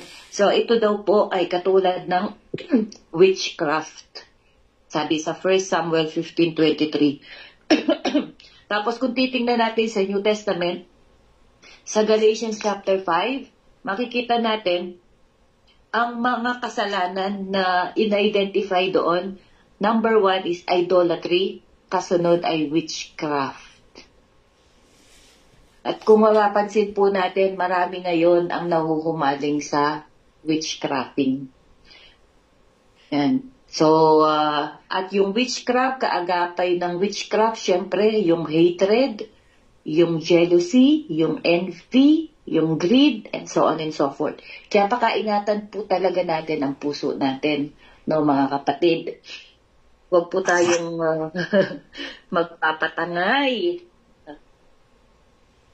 Okay? Anything else? Basahin natin itong kay Kuya Manny. Kuya Manny, magsasalita ka? O babasahin ko to.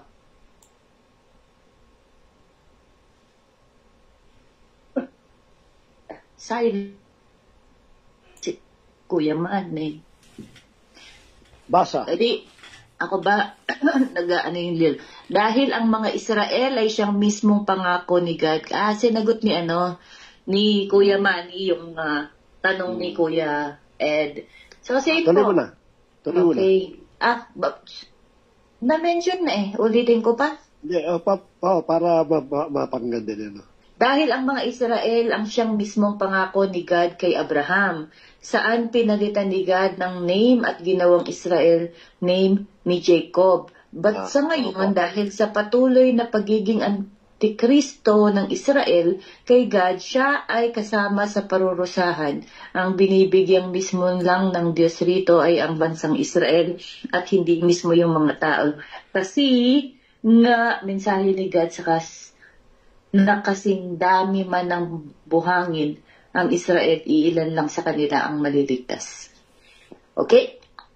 So, wala po talagang paborito ang Panginoon, Kahit ang Israel, nakita natin, pinatawad. Kaya naman tayo din naman, sabi niya na grafted lang. Kung yun daw pong tunay na sanga, hindi nang hinayang ang Panginoon para sila ay tapyasin. Kung tayo nagmamayabang bilang i-ginraft lang, dinuktong lang sa original na branch, at tayo po yung magmamalaki, no?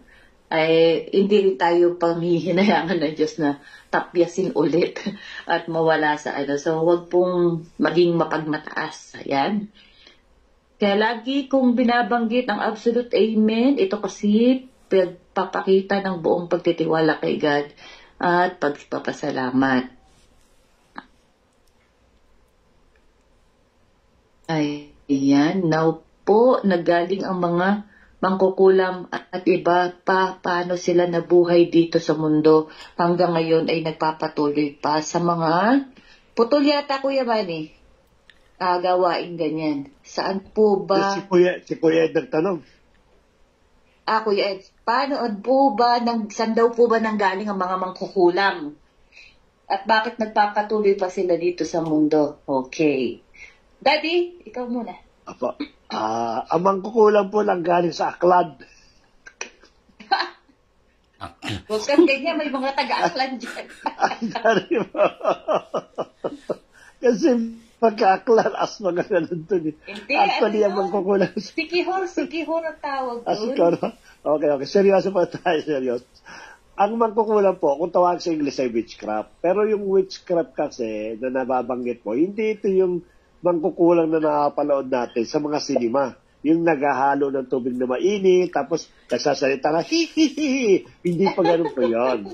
At yan po ay katang-isip na lang ng mga Pilipino sa paggawa ng movie. At tinawag nilang mangkukulam. Pero ang witchcraft kasi nung araw, malaki kasi pinakano po niyan. Pinaka-scoop. Normally po, it pertains about the spiritualism. Yung pagtatawag po ng mga espiritu. Pakikipag-usap po ng espiritu. Yan po yung mga witchcraft na uri po ng araw. Ito po, nagsimula po ito sa panahon po nila Abraham, sa Samuel. Nabanggit ni Pastor kanina yung verse na yun. At ito po ay nanggaling sa panahon pa ni Abraham. 2,500 years. Hindi po yun nagsimula sa Israel. Sapagkat sa Israel po, walang ganyang klaseng practices. But during that time, the surrounding countries, those Gentile countries, kasama na pong pinapractice po yan. Uri yan ang kanila pong culture. Uri yan ang kanila pong reliyon. Kaya po, ang nangyari lamang, nung nasakop po ng bansang Israel, yung maraming mga bansa, at naging masama po, na-adapt nila yung klase ng ganitong mga practices, yung mga klase po ng witchcrafting. So kung tatanungin po saan po nagmula po yan, mahirap pong i-determine. But may mga data, it is more than 2,500 years sa panahon nga po daw ni Abraham. Na kung saan may nabanggit po daw sa verse, sa 1 Samuel, na kung saan kinakausap nila yung kaluluwa. That is witchcrafting. Ng patay na tao, kinakausap po nila. Witchcraft po yan. At yung practice niya, katulad ng sabi ko sa inyo, nagsimula po yan sa mga Gentile nation. Hanggang ngayon, nasasama po natin yan, napapractice pa rin po yan hanggang ngayon. No, unknowingly, even mga Christian, napapractice po yan. Yung pong ginagawa po nila na pag-ano ng kandila kada November 1, tatasabihin, makakausap nila mga patay. That's also form of witchcrafting. No? Marami kasing form of witchcraft Kaya hindi natin alam, minsan may mga practices tayo na nakalakihan natin, nakala natin okay lang, pero hindi natin alam, witchcraft pala yun. At black dapat magic, tinatawag na black magic. Black magic, yung mga nagpa-perform ng black magic, that's also witchcraft. Kaya marami pong ano po yan Maingat po tayo kasi bakit po? Kasi yung pong form of witchcraft can open door for all evil spirit to invade your body para pasukin po yung katawan po natin. Kaya dapat yung nag-horoscope po is a form of witchcrafting. Lahat po yan, yung ilagbabasa ka ng star para malaman mo kung yung future po natin, nag-ano ka yung mga practices ba na talagang nangangailangan ng magic, yan po yung mga witchcraft po yan. Nagsimula po yan sa mga Gentile nation at yan po ay around 2,500 years sa panahon po yan ni Prophet Samuel at ni Abraham during that time. Pas, dagdag ko lang. Opo, sige po. Actually, meron akong nabasa na about sa generational curse na ginawa ng devil. Actually, yung witchcraft is a form of manipulation. Ang sabi nga ng demonyo, hindi niya daw i-manipulate ang second generation nor third generation. Ang unang-una niyang i-manipulate ang first generation. So the first generation will perform the manipulation that it will pass on from generation through generation and generation. So yan po ay nagsimula sa devil. Definitely, practice po yan ng devil to lure people into sinning. Yun po yung pinakaano ng witchcraft. Kaya siguro galit na galit talaga ang Panginoon sa ganyang practices dahil yan po ang weapon ni Taning for us to be lured into sin. Tama po. Agree po ako doon. Tama. Okay, so ano pa ba? Ano pa bang idadagdag natin dyan?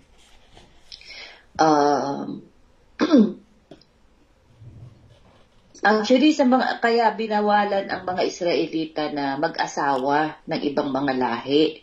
Dahil nga, mahahaluan sila ng ibang klase ng pananampalataya. At saka mga practices. Tingnan natin kung ano nangyari kay King Ahab nung mapangasawa niya si Jezebel. Si Jezebel ay reyna ng mga witch. Okay? So, yan po. Si King, yung anak ni David, yung maraming asawa. Si Hari Solomon. Yeah, Solomon. Na-corrupt din siya. Wisdom. Yun, mga nangapangasawa niya, iba-ibang bansa, diba? Yung isa galing Africa, yung pinakamaganda, Queen of Sheba daw. Ayan. Ay madaming mga witch sa lugar na yon. So, yan po, na-corrupt, no? At tingnan nyo bakit si King Ahab, bagamat masama talaga si King Ahab, pero nabudol-budol ni Jezebel, naniniwala ako na kulang yun. Kaya lahat ng sabihin ni Jezebel, sinusunod niya ng sinusunod. Wala siya sa sarili niyang kaisipan. Biruin mo, hari siya, iiyak-iyak siya kasi merong isang may-ari ng lupa na ayaw ibigay sa kanya yung ayaw ibenta. Iiyak-iyak siya, hari siya. Pwede naman niyang gawin yon. So, etong ginawa, diba, ni Jezebel, siya yung gumawa ng paraan, nag-plot siya ng storya para makuha niya yung lupa na yon. So, kung titingnan natin yung mga storya, if we read between the line, makikita natin na witch si Jezebel. Okay?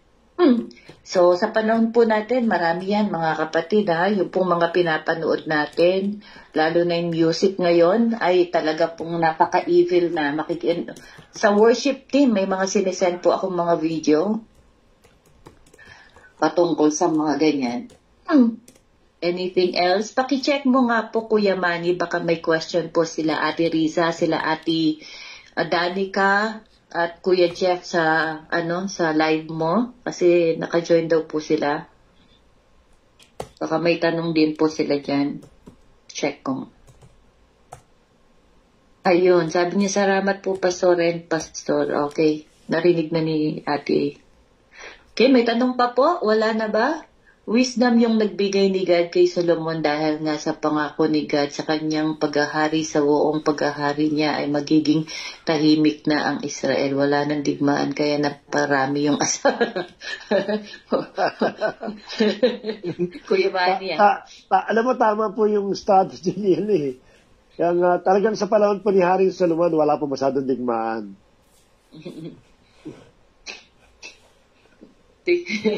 Isang beses lang na nahimik sa sa gera, pumunta sa may rooftop, nakita pa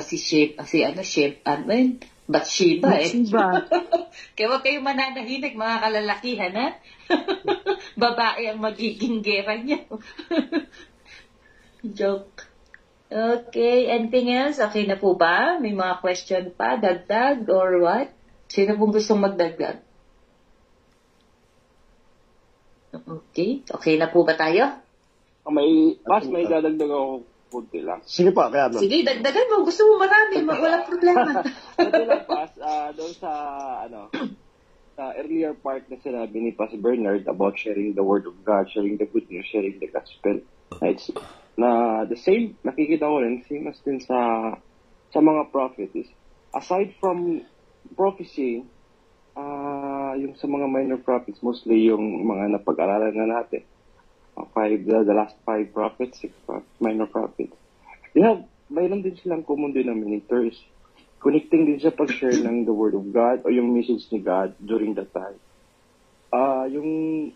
We are compelled, ganoon din sa atin, parang as Christians, we are compelled to share the Word of God, lalo na sa amin, yung mga bagong Kristiyano. It's a para siyang baby step, aside na na-receive mo na yung love, yung grace ni God, knowing that you have, nandun na sa iyo yung Holy Spirit, andun siya, unknowingly, that you are compelled to share your faith sa mga taong, lalo na yung in a group, na mga hindi sila, you would say na, they are not the believer of Christ. Wala sila sa pananampalataya. So bilang bagong Kristiyano, nakakadagdag siya, you're being transformed or compelled to share the Word of God. Bakit? Kasi parang nire-reveal ni God sa sarili mo na, so, nandun nakikita mo dun sa Matthew chapter 9, sa verse 37 to 38. Yung message na dun na, aside from yung sarili mong salvation, hindi ka dapat madamot sa sarili mo lang i-save mo. You have to save, you have to be happy na ma-save yung kasamahan mo, alam nila yung totoo, kung ano yung the source of all, kung anong mayroon sila lahat ngayon, galing yan sa Panginoon, sa isang totoong Diyos. So, dapat, yun ang sinasamba nila, not any forms of other idolatry. I-share natin yung good news sa kanila, tulad ng sinabi na re-reveal din yung sinabi sa Matthew chapter 9, 37 to 38. At sabi doon, that the harvest is plentiful, but the workers are few. So as the Lord of the harvest, therefore, to send out the workers into His harvest field. Katulad parang sa atin din.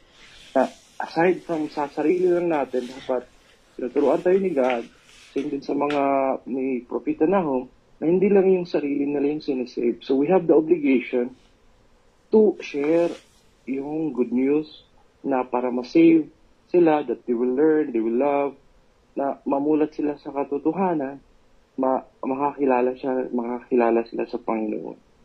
So parang the message was that it was very clear to me and sa iba din na hindi lang pwedeng maging nonchalant at na bystander, hindi lang pwedeng ganun. So you have to share. Parang ganun yung naano ko ba binanggit earlier part ni Pastor Bernard. Which is, I did, actually, last week, yung mga bagong nare-receive ng mga tao sa aming company, sa mga Pilipino, I mean, to share lang as a testimony, hindi to magbubos, but to testify, na talaga na, I feel, nararamdaman ko talaga na, kasi ako yung in charge sa parang training room nila parang orientation, lahat, sana. So, ang dami na, mga bago lahat, mga fresh pa talaga. So, later part, sa mga after the discussion, the presentation sa ito yung trabaho, ito yung scope sa trabaho nyo, so, nandun yung nakikipag-usap, kamustahan. So, parang nabanggit ko sa sarili, nabanggit ko sa kanila na parang all of this, nandito kayo lahat, dahil may purpose. Purpose, hindi sa sarili nyo, hindi yung nanay nyo, hindi kung sa asawa nyo, kundi kay God. Kaya lahat nandito kayo, kung anong meron kayo, pinapunta kayo dito, lahat yan, may pinangako si God para dyan sa inyo. Parang, later on, little by little, nasi-share ko yung, kung ano yung mga the goodness of God, lahat ng mga magandang bagay na nagawa niya sa buhay natin, sa kanila, parang pinapakilala, ini-introduce ko si God. But, yun nga lang, thing is, dapat talaga, for me, as bagong Kristiyano, dapat talaga malaman mo yung mga salita ng Diyos. You have to learn. Kaya nagpapasalamat ako sa Bible study nito.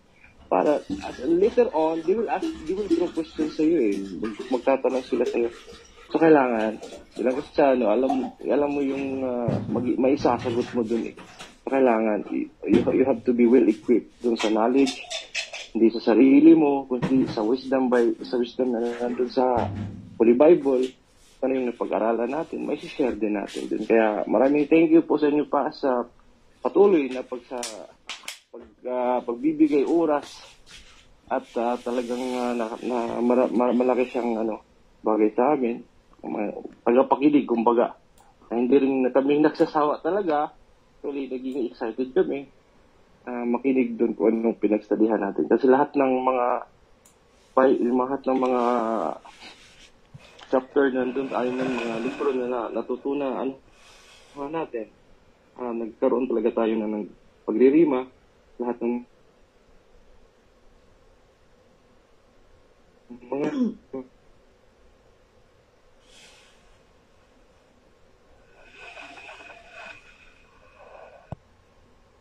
Kuya Arnold. Sige na mo pa. Thank you. Okay. Si Kuya Arnold, nilagyan siya ng timer ng kanyang Teams. Sabi niya kasi, konti lang. Kaya nilagyan timer, biglang nawawala siya.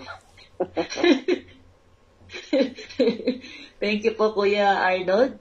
Dagdagan natin yung kay Kuya Arnold sa Matthew 16, verse 15 hanggang 16. Ang sabi, di po ba doon sa 15, ang sabi doon, go into all the world and preach the gospel to all nation. Whoever believes and is baptized will be saved, but whoever does not believe will be condemned. So tayo po ay may great commission. Lahat